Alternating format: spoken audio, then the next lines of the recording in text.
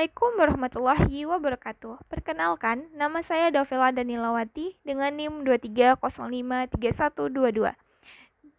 Pada video kali ini, saya akan menjelaskan materi pengantar manajemen mengenai sejarah perkembangan ilmu manajemen atau evolusi ilmu manajemen, di mana mata kuliah ini diampu oleh dosen pengampu Ibu An-Nur Fitri Hayati, SPD. Ilmu manajemen memiliki banyak perspektif yang membangun ilmu manajemen tersebut, di mana para ahli berusaha mendefinisikan tugas manajer untuk memahami dan memimpin organisasi serta mengatasi masalahnya. Di mana manajemen ini sudah ada sejak dahulu, di mana ilmu ini dapat kita lihat sebagai adanya bukti fisiknya, yaitu Ka'bah di Mekah, Taj Mahal di India, piramida di Mesir, dan lain sebagainya. Yang dimana hal ini menggambarkan adanya aktivitas yang teratur dan bertahap di masa lalu yang saat ini kita namakan dengan manajemen. Pionir ilmu manajemen modern, yaitu Bapak Robert Owen dan Charles Babbage.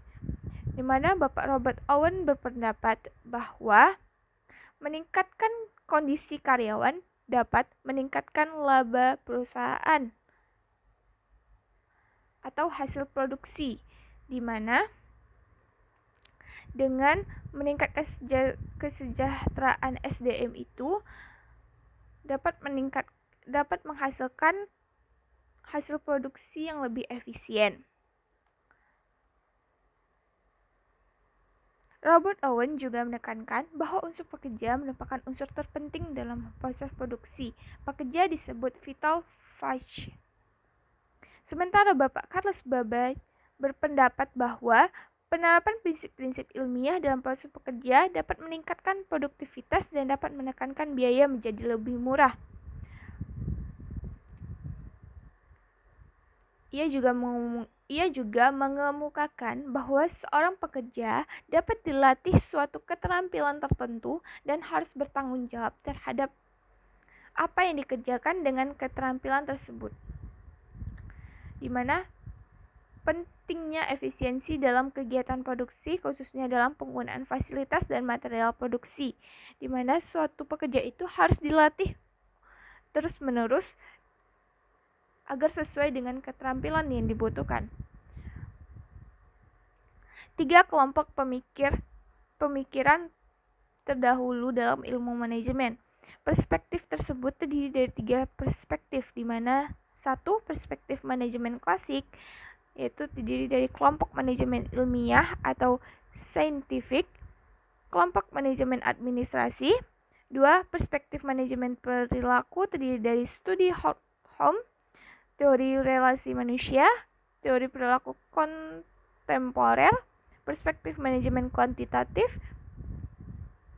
kelompok manajemen sains, dan kelompok manajemen operasi. Perspektif manajemen klasik. Kelompok manajemen ilmiah atau scientific, yaitu Bapak Fenwick Taylor berpendapat bahwa prinsip dasar manajemen ilmiah melalui berbagai percobaan gerak dan waktu ditunjukkan bahwa efisiensi gerak dapat meningkatkan produktivitas sehingga dapat ditentukan standar minimal produksi atas dasar keahlian rata-rata pekerja.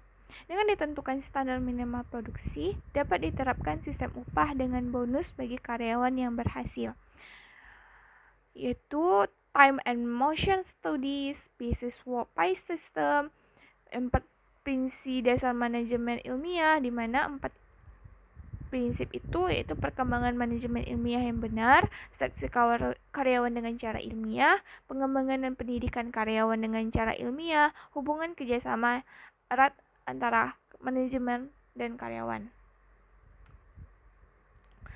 Yang kedua, Bapak Van Gilbert dan Lillian Gilbert, yaitu sepasang suami istri yang bekerja sama mempelajari aspek kelelahan dan gerak.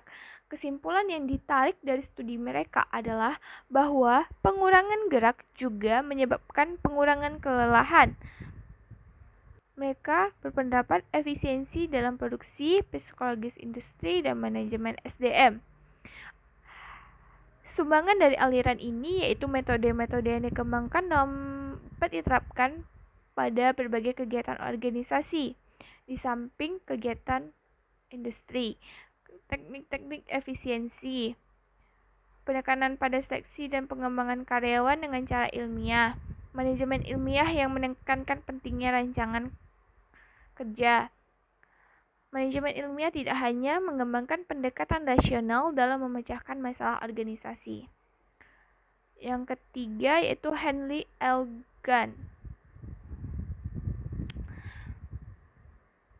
Henry L. Gunn berpendapat bahwa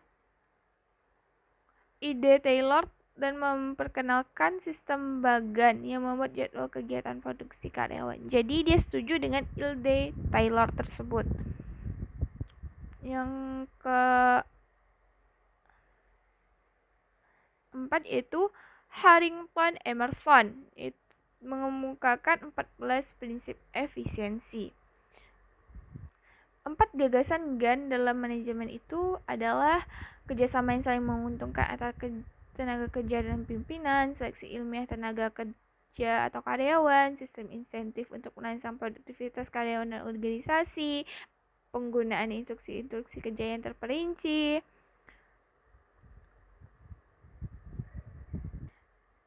Kita beralih ke perspektif manajemen perilaku. Bapak Hugo Munzberg menyumbang penerapan psikologi dan membantu peningkatan produksi melalui 3 cara, yaitu mendapatkan orang yang cocok, menciptakan kondisi kerja yang baik, dan memotivasi karyawan. Sementara Bapak studi Hawthorne oleh Elton Mayo.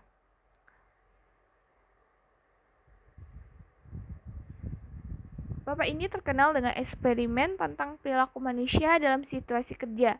Eksperimen itu disebut eksperimen Hawthorne, dan eksperimen itu mengemukakan teori perhatian, yaitu pekerja akan lebih produktif jika merasa diperhatikan.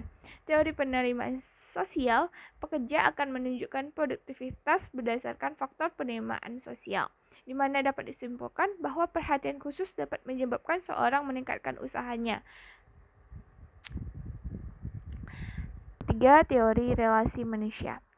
Hierarki kebutuhan dari Abraham Maslow, teori X dan Y dari Douglas Mr. Gregor, dan teori perilaku kontemporer. Perhatian pada perilaku pekerja yang disebabkan oleh faktor psikologis, sosiologis, antropologis, dan lain sebagainya, melahirkan konsentrasi ilmu perilaku organisasi. Dan perspektif manajemen kuantitatif, di mana terdiri dari 2, yaitu kelompok manajemen sains dan kelompok manajemen operasi. Kelompok manajemen sains yaitu pengenalan penggunaan model matematis dalam kegiatan bisnis dan industri, seperti penentuan jumlah teller dan dalam sebuah bank, peramalan atas volume penjualan, dan lain sebagainya.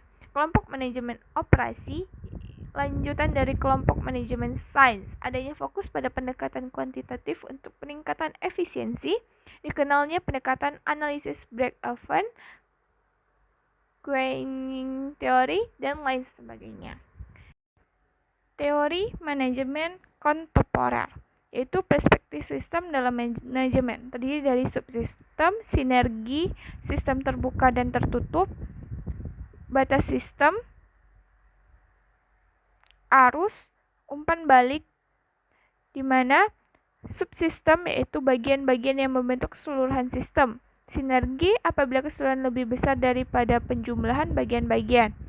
Sistem terbuka dan tertutup, suatu sistem dikatakan terbuka apabila sistem ini berhubungan dengan lingkungan luar organisasi. Dikatakan tertutup apabila ia tidak berhubungan dengan lingkungan luar organisasi. Batas sistem, setiap sistem mempunyai batas yang memisahkan sistem tersebut dengan lingkungan.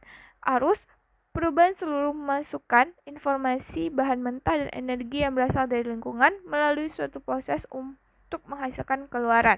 Umpan balik merupakan kunci pengawasan terhadap sistem. Dengan adanya umpan balik terhadap sistem, maka dapat dilakukan perbaikan apabila terjadi kesalahan dalam pelaksanaan tersebut.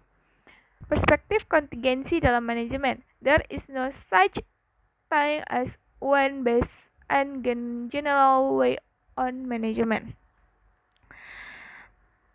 Pendekatan kontingensi dikembangkan karena sering dijumpai metode-metode efektif untuk situasi tertentu yang ternyata tidak dapat diterapkan pada situasi lain. Menurut pendekatan ini, tugas seorang manajer adalah mengidentifikasikan teknik mana yang akan digunakan dalam situasi dan waktu tertentu dalam membentuk pencapaian tertentu. Jadi dalam pendekatan kontingensi, satu jawaban yang dianggap paling tepat untuk mengatasi masalah-masalah manajemen adalah bergantung pada situasi yang dihadapi oleh manajemen. Berbagai isu kontemporer dan perkembangan ilmu manajemen, yaitu downsizing, diversity management, information technology, globalisasi, ethics and social responsibility, managing for quality, service economy, dan modern management guru, yaitu dipelopori oleh Bapak John Alder, yaitu effective leadership dan center leadership. Bapak Igor Ansoff, yaitu strategic management, Ansoff metric. Bapak Christis Argyris, yaitu learning organization, single loop and double loop learning. Sementara Bapak Barnard, organisasi behavior and executive behavior. Dan Percy Barnevik, yaitu Multinational Corporate Management System. Sekian materi dari saya minta maaf jika ada kesalahan. Saya tutup. Assalamualaikum warahmatullahi wabarakatuh.